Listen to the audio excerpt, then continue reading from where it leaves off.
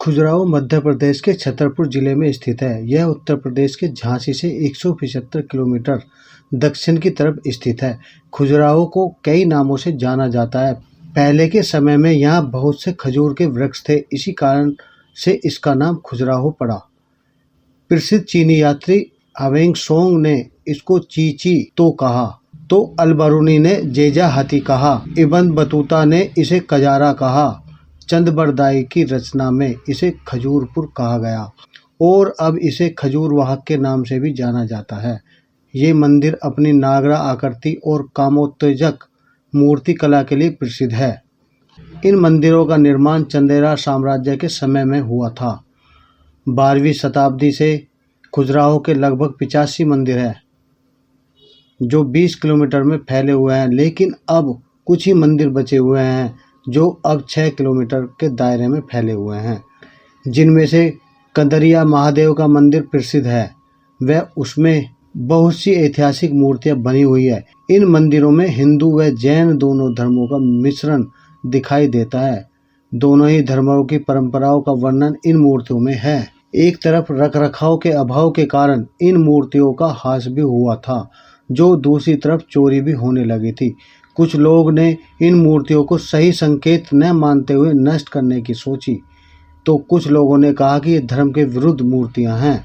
सन 1986 ईस्वी में यूनेस्को ने इस स्थल को विश्व विरासत में शामिल किया। इसे भारत के 7 अजूबों में भी माना गया है। चंदेल साम्राज्य के समय खजुराहो के स्मारकों का निर्माण हुआ।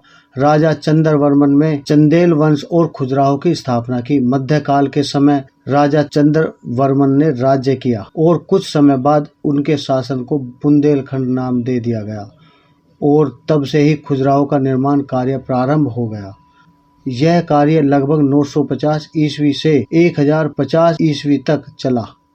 इसके पश्चात चंदेलों ने अपनी राजधानी महोबा बना ली। हिंदी साहित्य के प्रसिद्ध कवि चंदबरदाई की रचना पृथ्वीराज रासो ने चंदेलों का संदर्भ मिलता है, जिसका वर्णन इस प्रकार है। काशी में एक राज पंडित रहा करते थे, जिनकी पुत्री हेमवती अत्यंत रूपवती थी। एक रात्रि वह जल में स्नान कर रही थी। उसका अपूर्व सौंदर्य देखकर चंद्रदेव उन पर मोहित हो गए।